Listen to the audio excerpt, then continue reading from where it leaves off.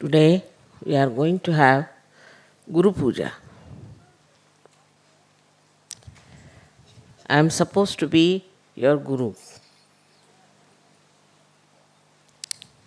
But I feel sometimes that the idea of a Guru is very different from mine.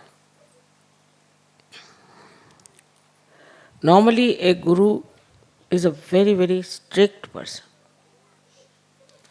and has no patience of any kind.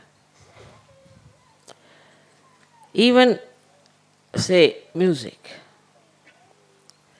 There are gurus who teach music in India.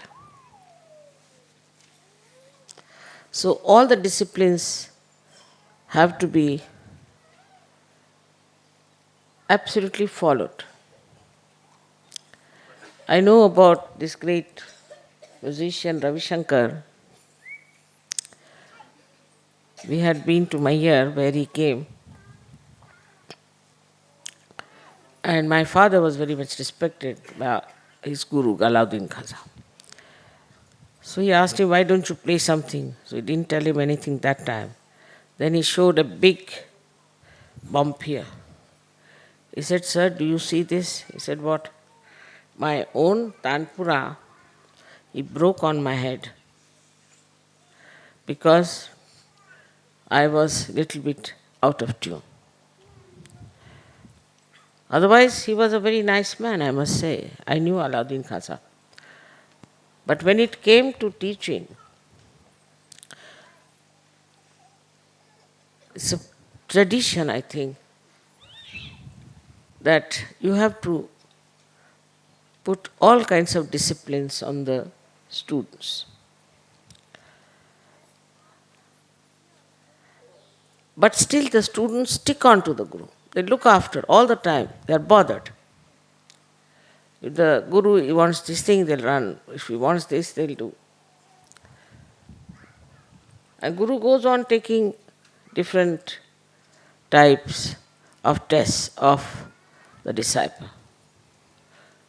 Like Shivaji's Guru asked him that I would like to drink the milk of a tigress. So he said, all right. If my Guru has said it, it is his lookout.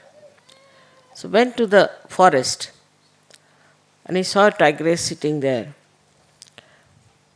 She had already finished giving milk to her cubs. So he bowed before the tigress and he said, see, my Guru wants your milk. Will you please give some milk for my Guru? And the tigress understood it.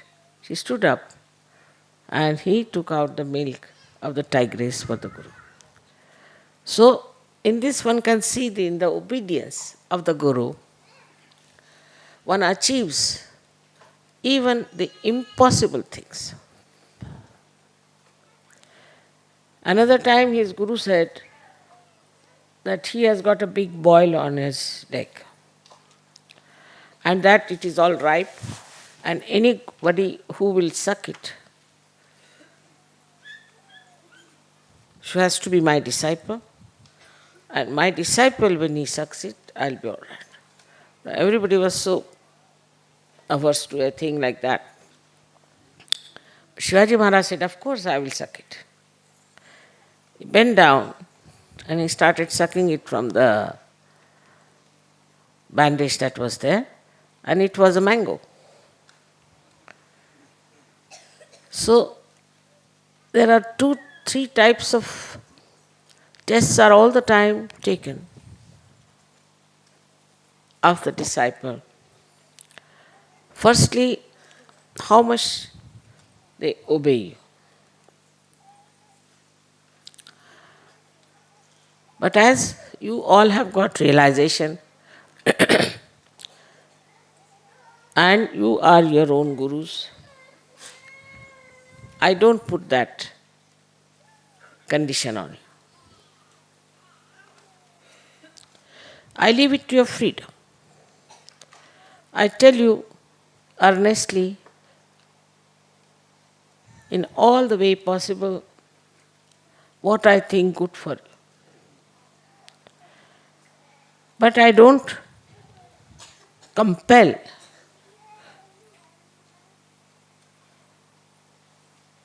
Like these gurus used to do. I mean, they used to beat. They used to hang them on the well. They were so very strict with their disciples, and I've had an experience of this. They never used to smile, no question of laughing, and would never show any kind of weakness, of kindness for the disciples.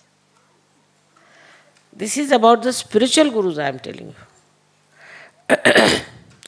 But those who wanted their ascent, wanted their realization, would go on passing through all kinds of tortures that they put on them. Some of the gurus who didn't like some disciples, they would tell them, all right, you now stand on your one leg all the time. So they are standing on one leg like a crane. Another one, they would say that you stand on your head.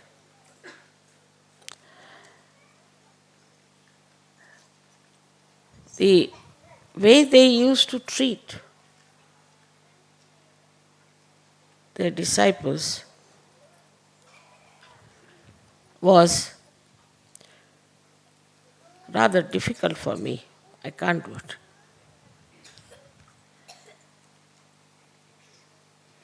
All the time, the compassion becomes the tears in my eyes. I find it impossible. I may just say it in a way, sometimes also say it in a way that looks like little scolding. But to be a mother and to be a guru is the most difficult thing.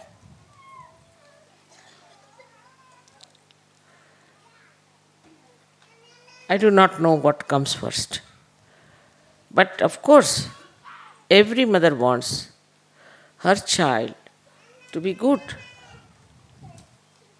And the Holy Mother wants her child to be a holy person.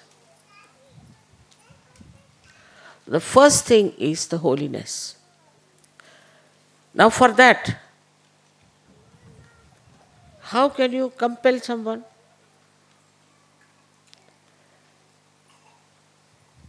Only thing that makes you understand is this,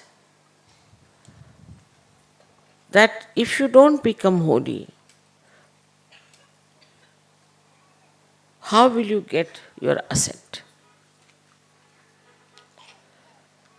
We have to be holy. What discipline one can put for making a person holy?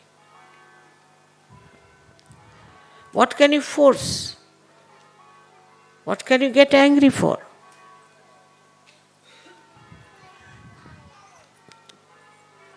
Only method I use normally is to forgive. Maybe the forgiveness is the highest quality, I think, for teaching people.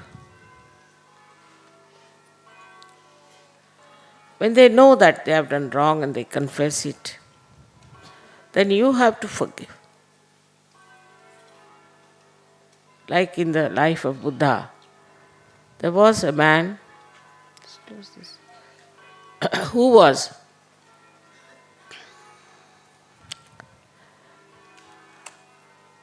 abusing him without understanding. And when he finished with his abuses and Buddha had left, people told him, do you know whom you were abusing? It was Lord Buddha. Got a fright of his life. He said, where is he gone? He's gone to the another village. So he went to another village and he said, sir, I am sorry what I said, please forgive me, it's all wrong.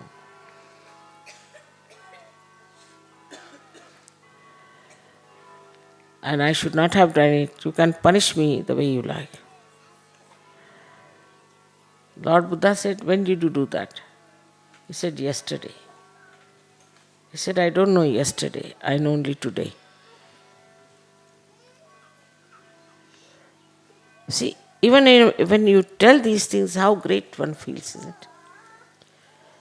So your greatness, your nobility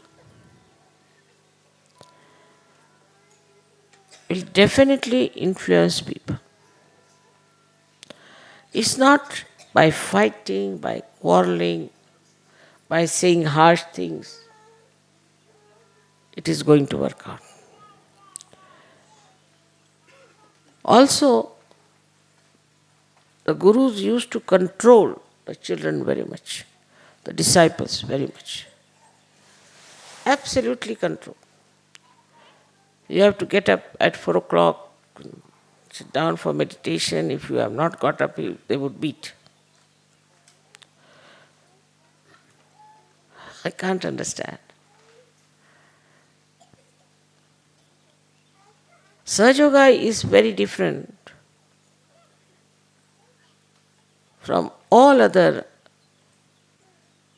gurus that we believe in the power of love.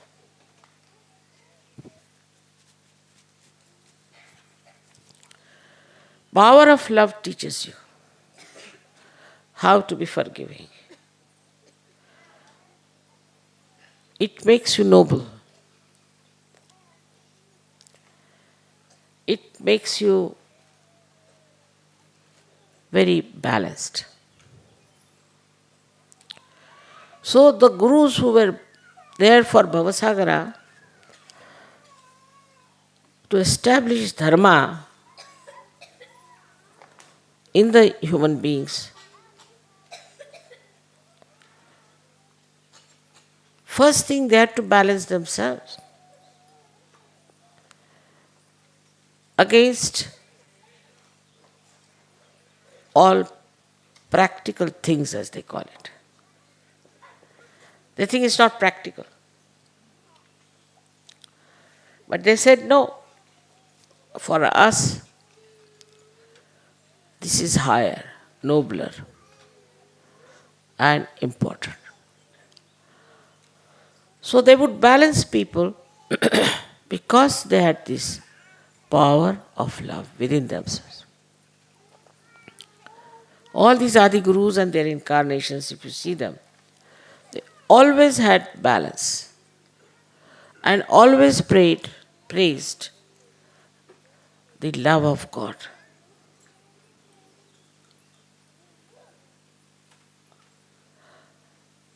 When we talk about realization, one has to know, first of all, that we have to have patience with ourselves. I know some people don't feel so good. Some people still have sicknesses. Some people don't even feel vibrations sometimes. Have patience with yourself. When you become your own guru, first thing, as the guru has patience with his or her disciple, you must have patience with yourself.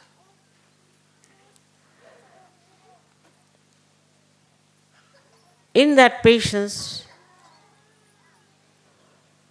you will learn that you can tolerate so many things without any trouble. There's say one person who goes on grudging, oh, this is not good, that is not good.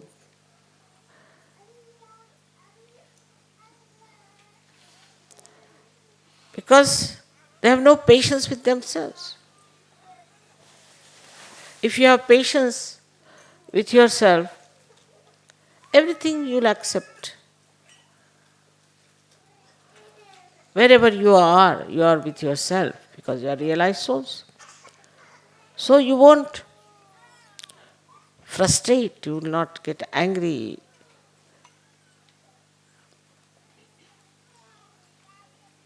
And also you will not go on grumbling and grudging. Because you are enjoying yourself. Even if there's a mattress, all right. If there isn't, you can sleep on the grass. If no grass, you can sleep on the stove. And also you need not sleep like last night. Makes no difference whatsoever. The first thing I find with people, they have no patience with themselves. Firstly, maybe because they are conditioned. Say, if you have a left Vishuddhi, by any chance you have been a Catholic or TM or something, then all the time you start pitying yourself, thinking, no end of your miseries and troubles, and always try to condemn yourself. You are a realized soul, and you have no business to condemn yourself. No business.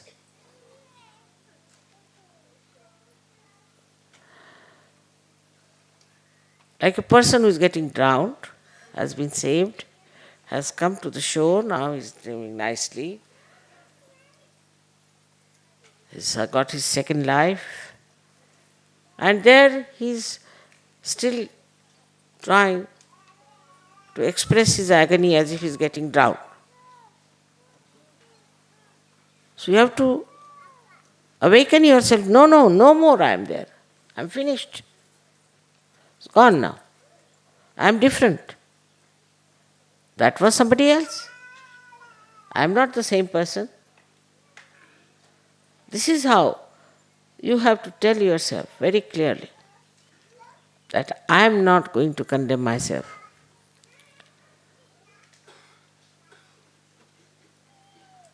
It was your right to get self-realization.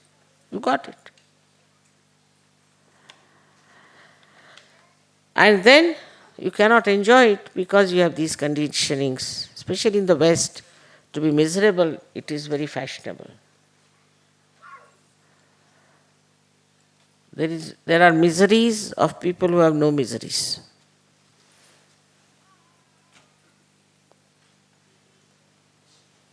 These are people from where?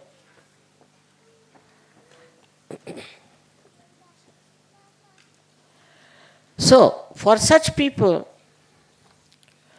who have imaginary miseries of the past which do not exist in reality, they cannot have the joy of reality. They cannot.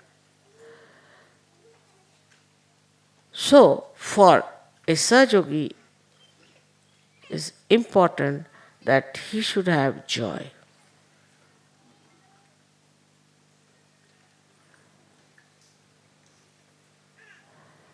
Within his heart.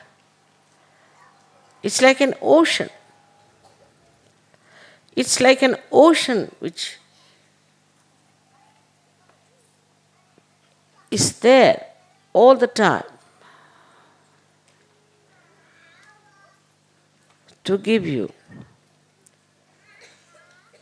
such thrills. Even little drops of this ocean, when they trickle down in your being, it is so soothing. The experience can be only experienced. It's all waiting within yourself.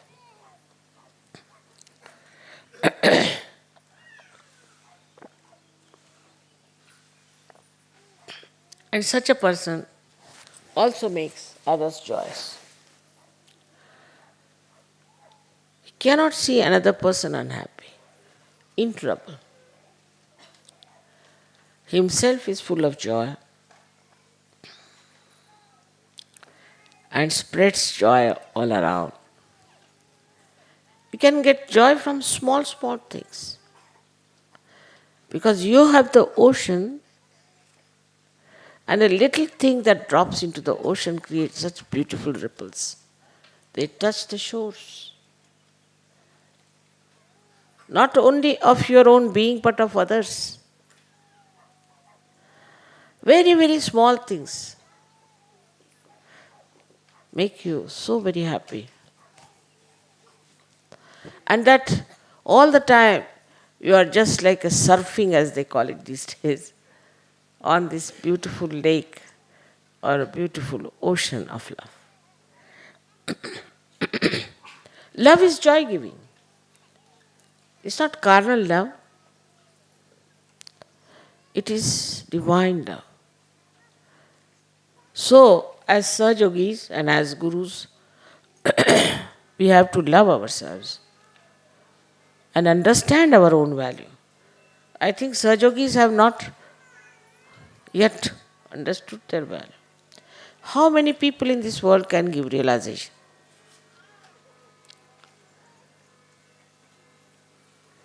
How many know about Kundalini?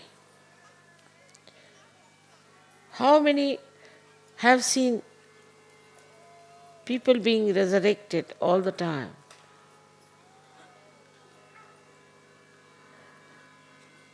You are made so powerful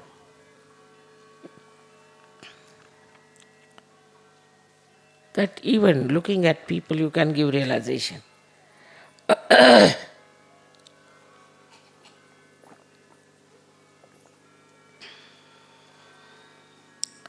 In ordinary love, in carnal love, people have fear. They are afraid that their beloved might depart or might get sick, might happen this. And they might be all the time under fear. Resist. Enjoying. But for you, you are with yourself. And you are always protected.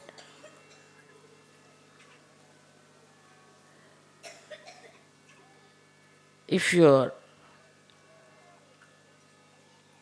attention is bad, for a second even, immediately you know you are going wrong. You protect yourself from yourself.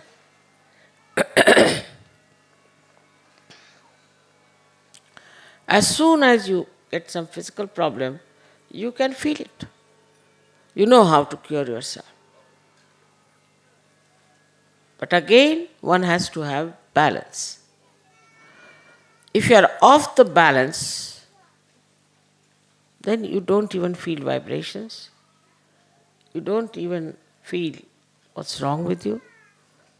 You don't know which direction you are moving, whether you are getting destroyed. And this balance has to be established by all the Sahajogis.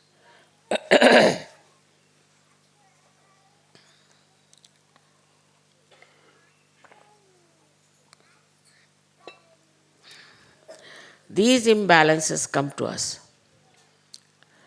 because we still think about our past or maybe about our future. We worry about these things. What is there to worry when all the angels and all the ganas are working for you? You just have to order, that's all. But it's like sometimes a person is made a king and is put on a throne.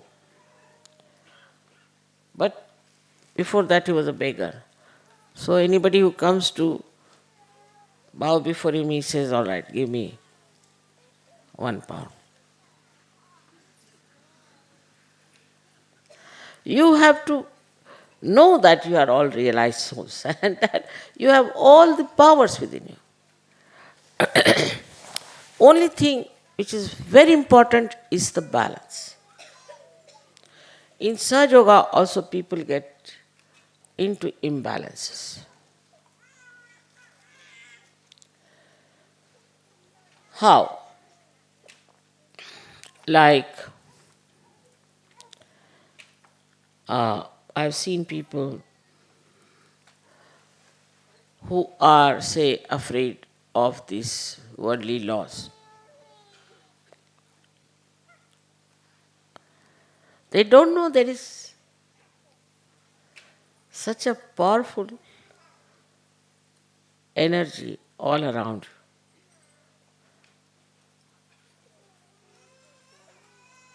you. Nothing can stop you. Nothing can arrest you. Nothing can find faults. But when you start doubting, like yesterday's doubting, when you say but, when you start thinking about the man-made laws, then the God's laws fail.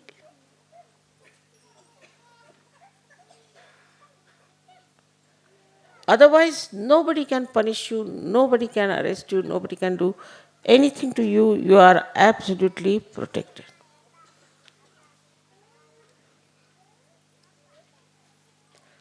So the main difference between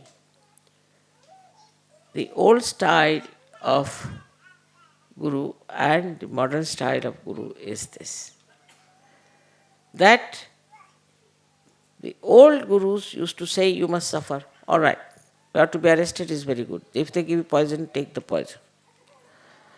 If they want to slap you, take slaps. Whatever they want to do, you should accept because it's your suffering. Not inside, because your mother is sitting here. How dare anybody touch you?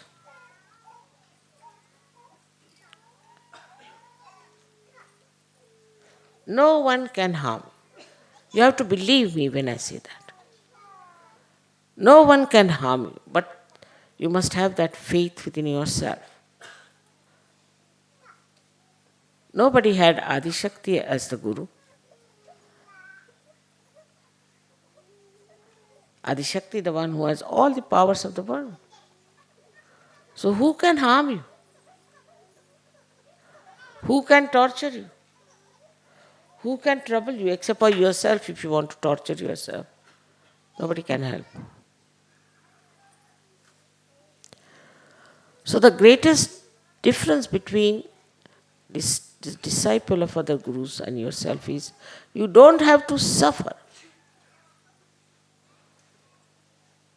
You are not to suffer. And even, see, if there's somebody who has some negativity, that person, some Sajogis still carry on, poor things can't help it. They have been to wrong gurus or something. So, they'll meet with an accident, maybe they might face something terrible, but suddenly they'll find they'll get out of it. Maybe the negativity of somebody else, some relations, some brothers, sisters, or maybe of the nation. But you'll get out of it.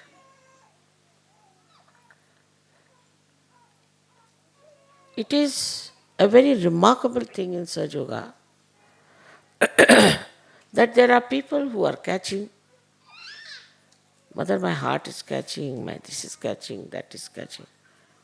But once they want to give realization, just moves, Kundalini moves. Whatever you may be, whatever may be your problems, but you raise your hand and Kundalini moves. I mean, an instrument which is spoiled, say supposing this fan is spoiled, it won't work. But not Sahajogis. They work out. Of course, if they don't practice Sahaja Yoga, or if they don't give realizations to others, then of course it can be a junk then. Supposing you don't use your car, may be very good, and you don't use it, it becomes a junk. So you have to give. You have to give realization, all of you, whether it's women or men. Whatever country you may belong. You have to give realization. You have to allow this energy to go and work. Otherwise, it will suffocate. I have seen many such yogis who have not done anything like that, have not, they are very nicely, only whether we worship you at home. They suffer from also arthritis or other kind of things. Spondylitis sometimes they'll have, or they may have cellulitis, all kinds of things they can have. So you have to use your energy for giving realizations to others. It's all right. In protocol, if you don't understand, you are forgiven. Anything you might do out of innocence or ignorance is forgiven. But knowingly, if you want to do something, then I don't know the repercussions. Because the area where you are is safe. But if you want to get out of that area, then all sides there are horrible negative forces working and you are captured into that. That's not the mistake of Sahaja. To find faults with Sahajogis or with Sahaja is another mistake we commit sometime. Say if there are 10 disciples with a guru, very good, excellent guru. If they complain about any one of them, immediately the guru will say, you get out.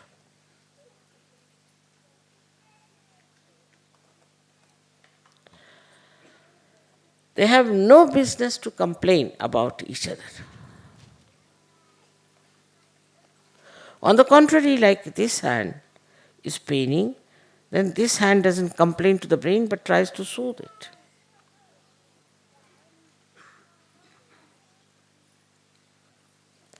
So,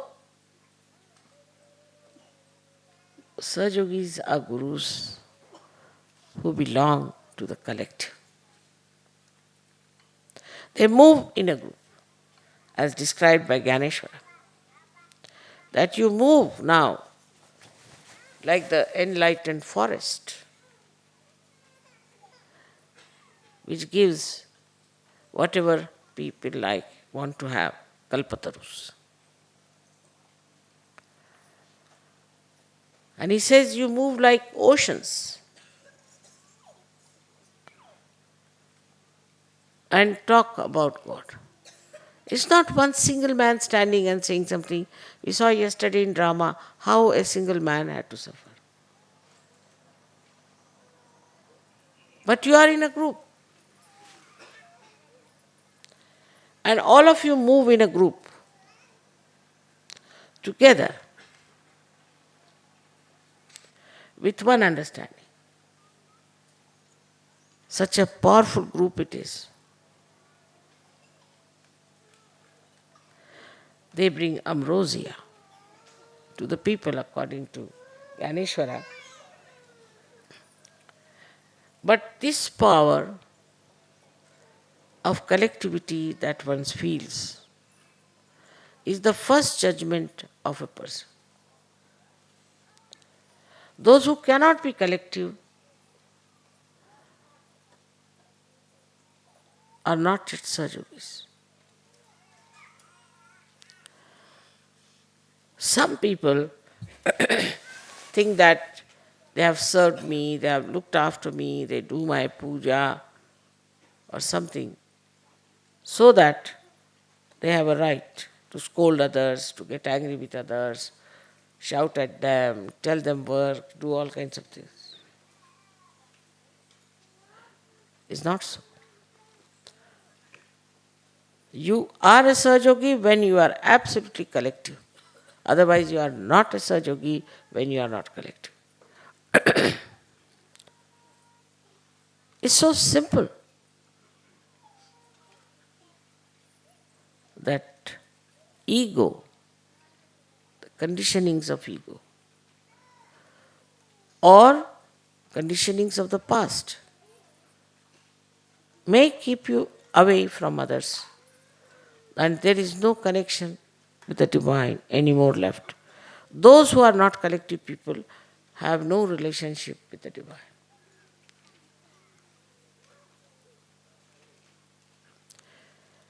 You have understood now what is collectivity is. Most surprising thing is for me that by giving realizations to you, I find it very easy to talk about subtlest of subtle things to you. All these things I don't think any guru could have talked. Not possible. It would not go into their heads. Very subtle it is. You have become subtle. And the subtleties have their own beauty in expression, in talking, in behaving with others, in understanding.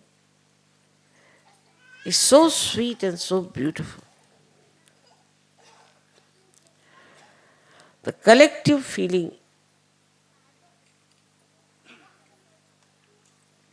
is something like a little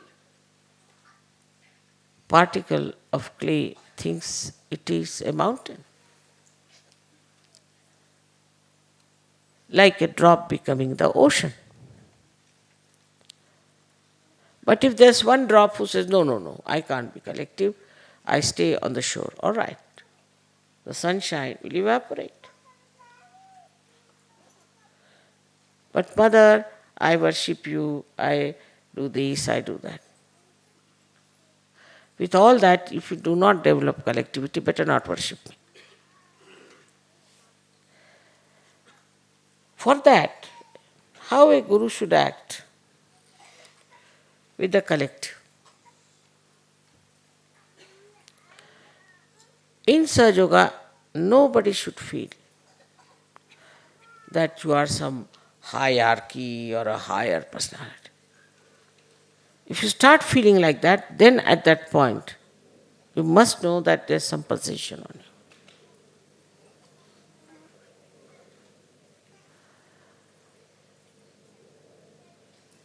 What is the highest in the body? Nothing. Everything is just the same. Is the way it is there. It has to be used for its own purposes. And the cruelties sometimes people indulge into is unimaginable.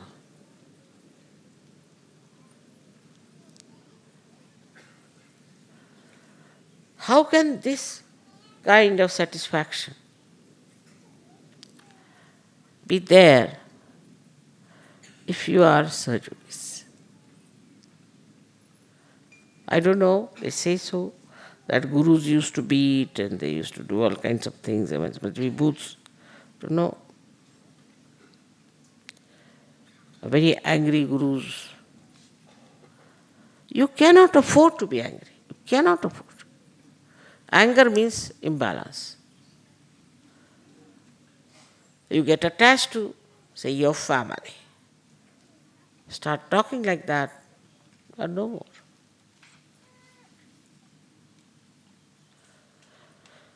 Attachment to anything shows you have no balance. Those who are balanced have to be detached. Otherwise, you get attached to somebody, this is my daughter, this is my son, this is this. Then you don't see the truth. So, any kind of attachment If you feel, then know that you are not in balance. Also, I've seen people get into a kind of a pride.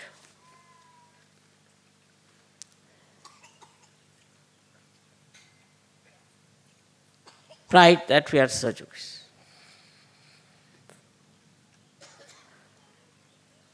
We have become Sajogis to save the whole world. It's like I see so many government servants who think no end of themselves. They are servants of the people. They may be called officers, but officers to serve. In the same way, we are in this world to serve God. And the purpose of your service is to save the world, save the people. But if you have pride, false pride,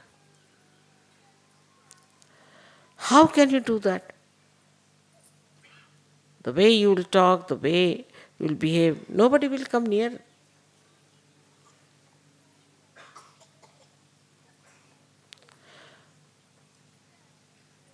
You cannot be jealous of another person. Cannot be.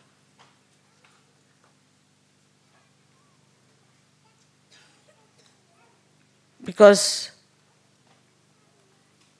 jealousy means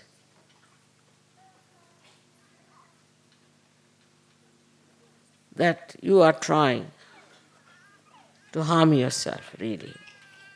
I don't know what is jealousy so much.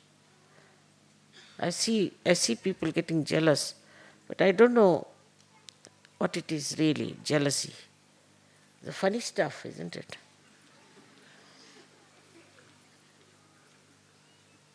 Must be coming from animal kingdom maybe, I don't know. Because what is there to be jealous? I mean, you are realized souls.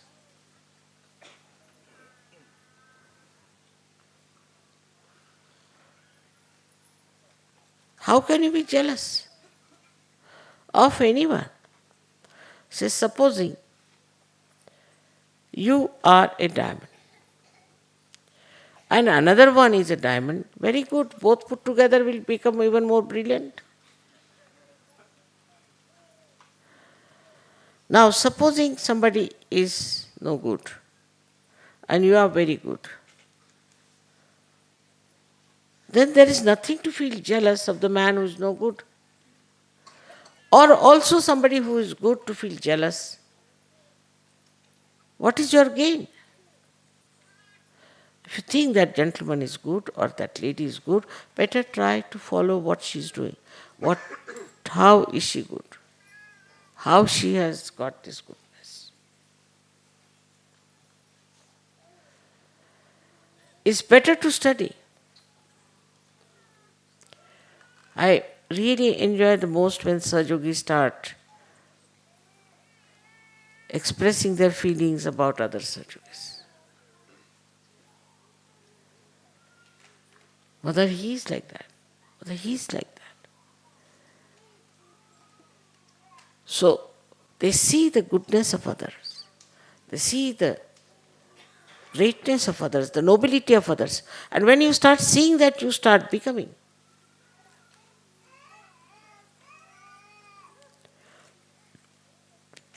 If you feel jealous, I don't know what sort of a thing it is, as I told you, but you are condemning yourself permanently. Today you are jealous of somebody because he has got black hair, you are jealous of somebody because he has got grey hair, you are jealous of somebody because he has got a long nose, you are jealous of somebody because he has got a short nose. What is happening? What happened? Huh?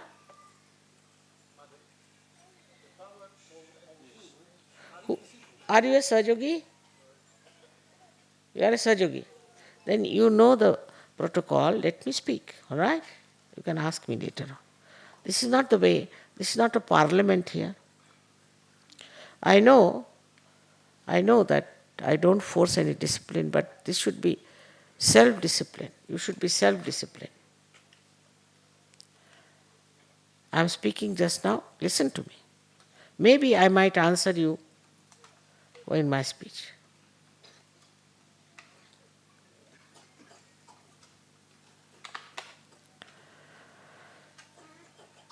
So the relationship among yourselves cannot have anything to do with jealousy. Cannot. Because it kills your joy.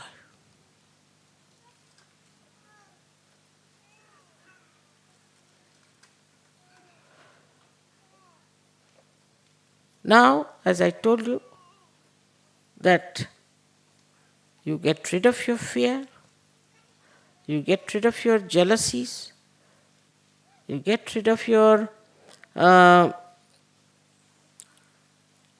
pride, false one, and also you get rid of your impatience.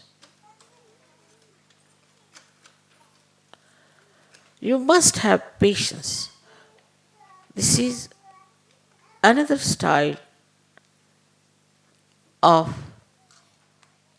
Guru who has patience, tremendous patience. Nothing to get angry, nothing to get upset. And gradually you will see, without telling people, they'll discipline themselves.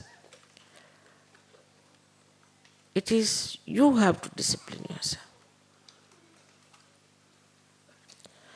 In the system of Sahaja Yoga, we never had so many disciples. Imagine, till Sri Ganeshwara, there was only one disciple. And some of them never had also any disciple. Like William Blake, I don't think had any disciple. Perhaps they must have thought that nobody can come up to this level or understand. So many of them had no disciple. Sainath had no disciple. They came on this earth, or maybe they might be thinking, useless people, what's this of having disciples?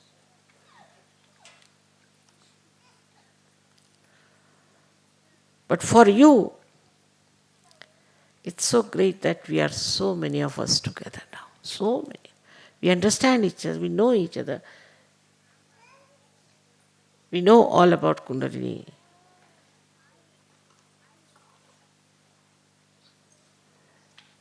And we are so aware about everything. We know what's happening in this world. We are not just sitting in a cave in Himalayas and we are taking the name of God. No, we are in the world.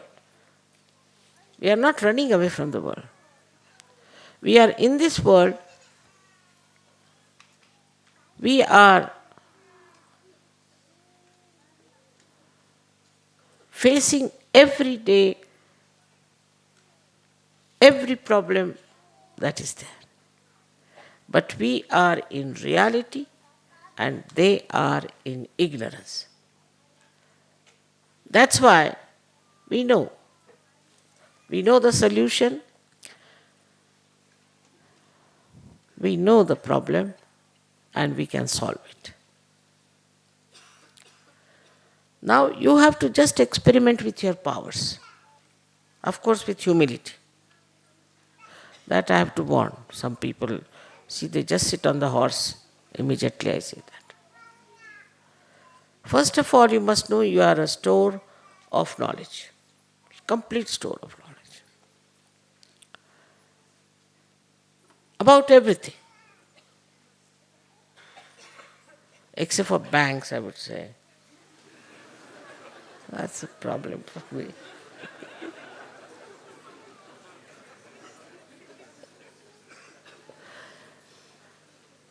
So, you should have projection towards that source of knowledge. For example, everything can be interpreted in the Sahaj language. Everything. You see this pendant is standing there because supported by this. Just like Sahaja Yoga, we are supported by our dharma. Very simple thing like that. Everywhere you will find the comparison of Sahaja Yoga with everything else that you see. This is very important. That will give a double joy.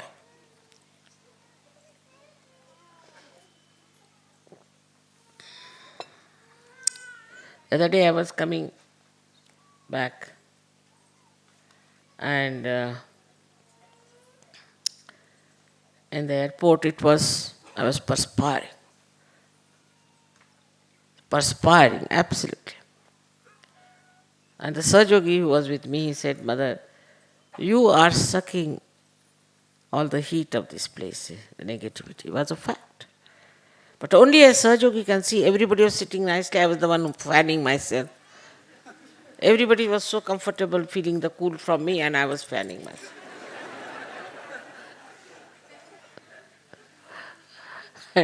One day it happened, I was going to a shop and all the Australian Sahaja Yogis following me in a Chinese shop. I don't know what this Chinese do.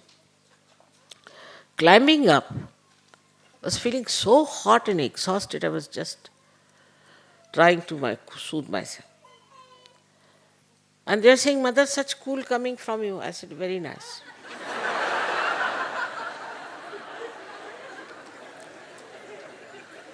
I am the one who's consuming all the heat and giving you all the cool. But that is what my job is. So take all the heat from everyone and transform it into something cooling and soothing. When people shout, scream, this, that, peaceful, be peaceful. Listen to them. And then you can pour water on them completely. And the whole heat can go away. So this absorption is very important. Not to be afraid of absorption. But for that, I would say one should take care. And the care, as you know, is a very simple thing. Is kavacha, is this bandhan that you have to take. For all this, whatever I have said, there's one Guru Mantra. To remember that we are Sahaja Yogis. Just remember this. We are Sahaja Yogis. And once you know you are Sahaja Yogis, this projection will start. What happened to William Blake, if you see? He started projecting his imagination and he reached the point of knowledge. So anything that you see, anything you do or others are doing, try to relate it with Sahaja Yoga and project. Then you will also reach the ocean of love. Once you have that, then what? Who can disturb you? Who can trouble you? Who can make anything that is difficult for you? Because you are sitting in the ocean, the fellow is sitting outside somewhere. How can it come into the ocean? Trouble you. So this is what is to remember that you are a Sahaja Yogi. Take a bandhan. Morning and evening. It's so simple. Even to say on the mic, it seems stupid to me. But I have to say, because people forget. You forget that you are realized source. Use your vibratory awareness for at least protecting yourself.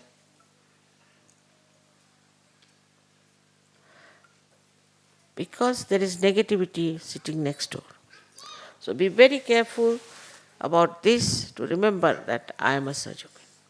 Once you say that, you will know how you have to behave, what is the protocol, you will know what is the discipline you have to follow, you will know how to love others, everything. This is the essence. How many have been Sahajogis before? Poor things, all these gurus suffered so much. You are not to suffer. Not to go into any kind of a misery anymore, no more. But don't forget you are Sahajogis, that's why. That will give you complete confidence in yourself and you'll be absolutely secure. Try to establish the state that you are Sahajogis. Thus, you become gurus of yourself and of others. May God bless you.